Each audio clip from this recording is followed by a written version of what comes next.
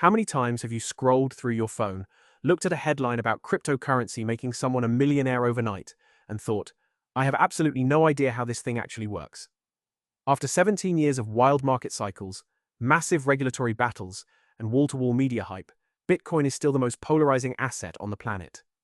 Right now, the cryptocurrency market is going through a period of intense selling pressure, with Bitcoin trading around $67,000, down from its recent peaks over $80,000.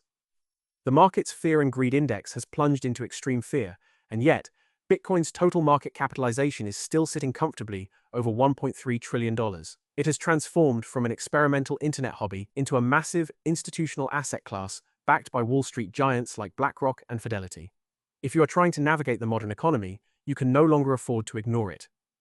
But most people are stuck because the explanations they hear are filled with confusing tech jargon like cryptographic hashes, consensus mechanisms, and peer-to-peer nodes. Today I am pulling back the curtain and stripping away all the noise. I am going to give you the ultimate, no-nonsense breakdown of what Bitcoin actually is, how it works, and why it has rewritten the rules of global finance. Welcome back to the Money Mad. Let's look under the hood. Pillar 1 is understanding the core concept of decentralized digital scarcity. To understand Bitcoin, you first have to understand the fundamental flaw of the cash in your wallet. When you hold a British pound or a US dollar, you are holding a fiat currency. Fiat means the money has value simply because a government says it does. The biggest problem with fiat money is that politicians and central banks can print more of it whenever they want. When the Bank of England or the Federal Reserve prints trillions of new pounds or dollars to bail out the economy, they are diluting the value of every single pound or dollar you have worked hard to save. This is what triggers the inflation that makes your groceries, energy, and housing more expensive every year. Bitcoin was deliberately engineered to fix this flaw by introducing absolute unbreakable scarcity to the digital world. Before Bitcoin, anything digital could be copied instantly. Think of a music file, a video, or an email. You can copy it 1,000,000 times, and it doesn't lose any quality. But Bitcoin's creator, the anonymous programmer known as Satoshi Nakamoto, created a digital token that cannot be copied, duplicated, or forged. There will only ever be 21 million Bitcoins in existence. Period. It is hard-coded into the software rules, and no government, no central bank, and no billionaire can ever change that number. This is why many financial experts call Bitcoin digital gold.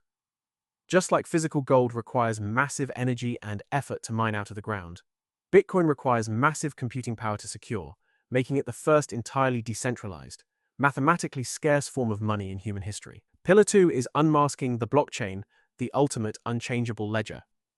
If there is no central bank, no company, and no government running Bitcoin, how do we make sure people don't cheat the system? How do we stop someone from spending the same Bitcoin twice? The answer is a revolutionary technology called the blockchain. Instead of a traditional bank keeping a private spreadsheet of who owns what on their central servers, Bitcoin uses a public ledger that is shared across a global network of tens of thousands of independent computers, known as nodes. Every single time a transaction happens, say person A sends 0.5 Bitcoin to person B, that transaction is broadcast to the entire network. The computers on the network group these transactions together into a digital block. Now, here is where the security comes in.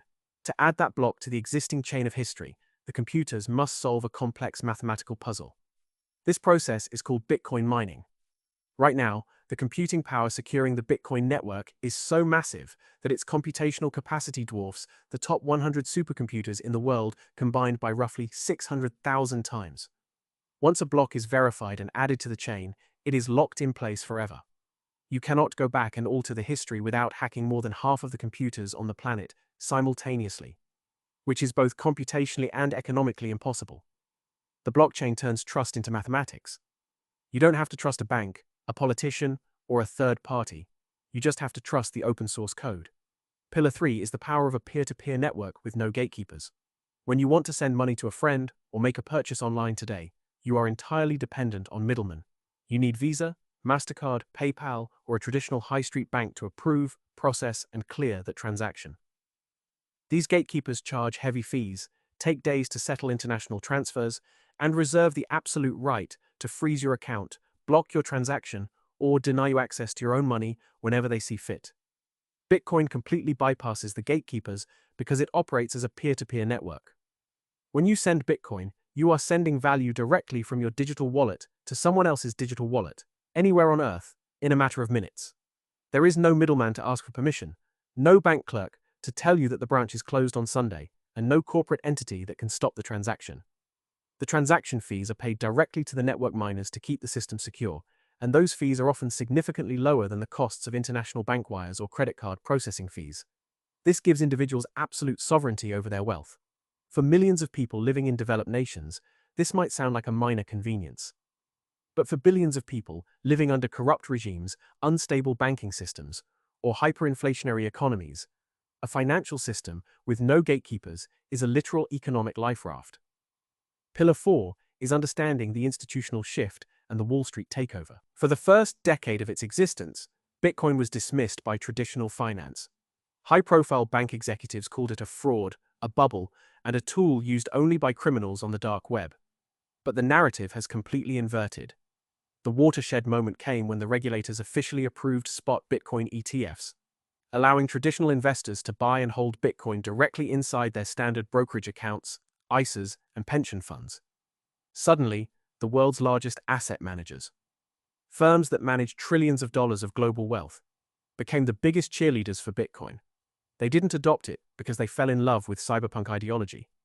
They adopted it because their clients demanded a hedge against the relentless debasement of fiat currencies. Today, massive corporations hold Bitcoin on their balance sheets. Institutional investors allocate a percentage of their portfolios to it to boost risk-adjusted returns, and political figures actively court the crypto community.